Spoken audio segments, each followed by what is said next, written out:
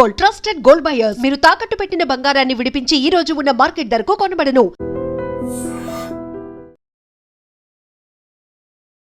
Hi hello నమస్తే, welcome back to our channel. నేను మీ వైషు. కొన్నిసార్లు ఆలోచన లేకుండా మంచి మంచి చదువుకున్న వాళ్ళు కూడా పిచ్చి పిచ్చి పనులు చేస్తుంటారు అనడానికి ఇప్పుడు నేను చెప్పబోయేది ఒక నిదర్శనం అనుకోవచ్చు. అంటే మెంటల్ హాస్పిటల్లో ఒక అబ్బాయి జాయిన్ అయితే తనకి బాగాలేదని తెలిసి కూడా తన్ని సరి చేసుకుందాం అని చెప్పేసి అతన్ని ప్రేమించి అతన్ని లొంగ తీసుకొని ట్రాప్ చేసి మరి పెళ్లి చేసుకుంది డాక్టర్ అమ్మ. అతన్ని చూడడానికి వచ్చిన డాక్టర్ అమ్మ మళ్ళీ ఆయన చేసేది భరించలేక చనిపోయారంట. ఎలాంటి ఆలోచన ఉండాలి డాక్టర్ అంటే? ఈ విషయం గురించి మాట్లాడడానికి ఈరోజు నాతో పాటు మైండ్ మ్యాటర్స్ ప్రోగ్రాంలో రజనీ రమ గారు ఉన్నారు. మేడంతో మాట్లాడదాం. Hello ma'am. నమస్తే. నమస్తే. డాక్టర్ అంటేనే ఎంత చదువుకొని ఉంటారు.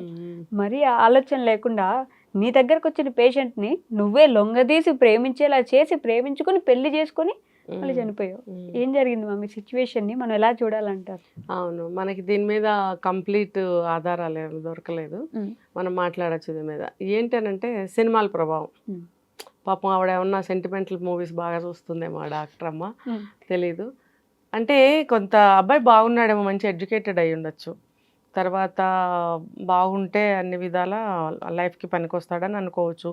మేబీ ఆ టైంలో ఇష్టపడి ఉండొచ్చు అతన్ని. ఏంటి మెంటల్ హాస్పిటల్? మెంటల్ హాస్పిటల్ అని కాదు, కట్ చేయండి. ఇక్కడ మెంటల్ హాస్పిటల్ అని కాదు. అక్కడ ఏం జరుగుతుందంటే కనెక్షన్ అనేది మనం అదేదో ఏం సినిమా మగధీరాలో కనెక్షన్, గత జన్మ ఇదిలాగా ఎక్కడో కనెక్ట్ అవుతారు. ఓకే, అది మనకి చెప్పి జరగదు, అక్కడక్కడ జరుగుతూ ఉంటాయి. ఏదో ఒక ఇష్టం ఏర్పడటము, ఏదో ఒక కన్సర్న్, ఒక ప్రేమ కలగచ్చు, ఇష్టం కలగచ్చు. అయ్యో ఇతన్ని సేవ్ చేయొచ్చు కదా, నేను డాక్టర్ని, అతన్ని ఎలా నేను అతని యొక్క ఏమంటారు ఆ కండిషన్ ఏదైతే ఉందో దాన్ని నేను తగ్గించగలను, నేను ఆఫ్టర్ పెళ్లి చేసుకుంటే నేను మెయింటైన్ చేయగలను, మేనేజ్ చేయగలను అతని హెల్త్ని, ఇలా ఏమైనా భరోసా అనుకుని ఉంటుంది తను.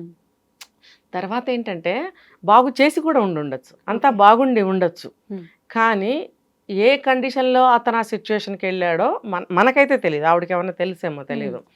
తిరిగి లైఫ్లో అలాంటి మెమరీస్ ఏమన్నా వస్తే, అలాంటి సిచ్యువేషన్స్ ఏమన్నా కనపడితే, అలాంటి సీన్స్ ఏమన్నా కనపడితే తిరిగి వాళ్ళు ట్రిగర్ అయ్యే అవకాశాలు ఉంటాయి. అంటే నేనేం డాక్టర్ని కాదు, కొన్ని వింటూ ఉంటాం లైఫ్లో కదా. కొంతకాలం బాగానే ఉన్నాడండి, ఏంటో మళ్ళీ ఈ మధ్య బాగుండలేదు అని అనుకుంటూ విన్నామా లేదా? ఎందుకు ఇప్పుడు సినిమాలో చూపిస్తా, ఎప్పుడో దెబ్బ తగిలింది, అతనికి రక్తం గడ్డగట్టి, రక్తనాళాలు గడ్డగట్టి మెమరీ పోయింది, మళ్ళీ తిరిగి లాస్ట్లో ఎవడో కొట్టాడు, మెమరీ వచ్చేసింది. అంటే సినిమా ప్రభావం. మరి ఆవిడ యూత్ కాబట్టి కొంత సినిమా ప్రభావం కూడా, అంటే ఒక ఆదర్శానికి పోతారు ఆ ఏజ్లో వాళ్ళు, ఆదర్శవంతంగా జీవించాలి అనే ఒక అభిప్రాయం కూడా ఉంటుంది. సో ఇవన్నీ కలుపుకుని ఆవిడ మంచిగా తయారయ్యాడు, మంచిగా బాగుంది హెల్త్ కండిషను, ఇతను పెళ్ళికి పనికి వస్తాడు.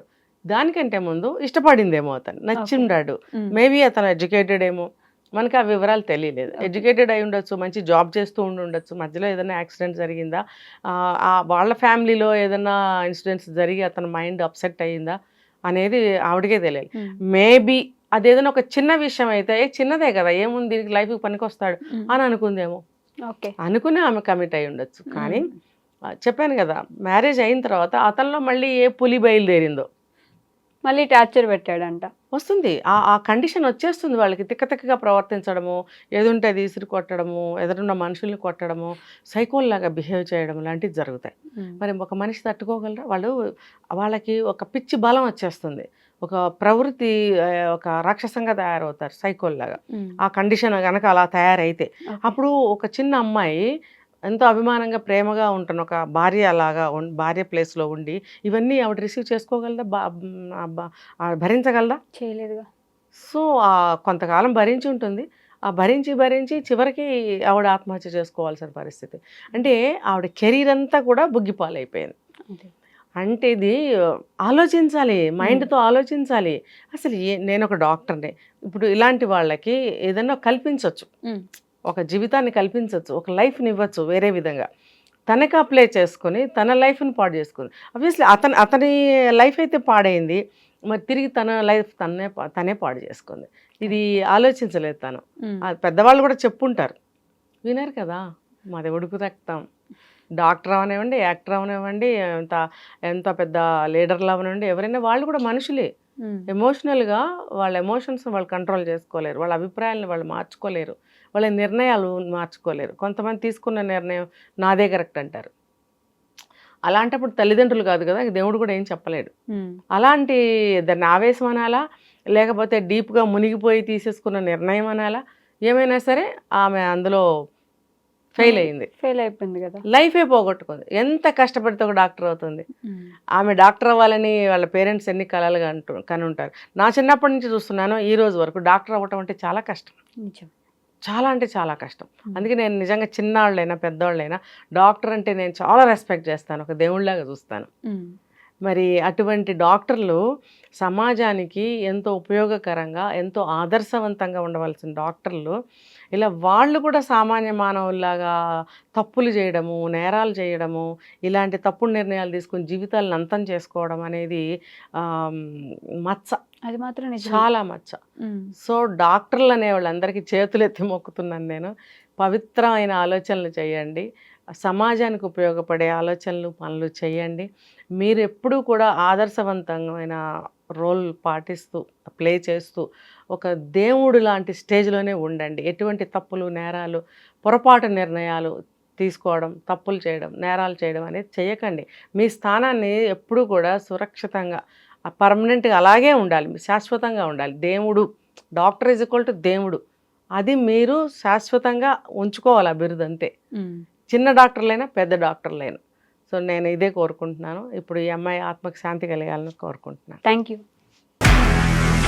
నిజంగా ప్రస్తుతం ఉన్నటువంటి సమాజం దేనికి ప్రయారిటీ ఇస్తుంది?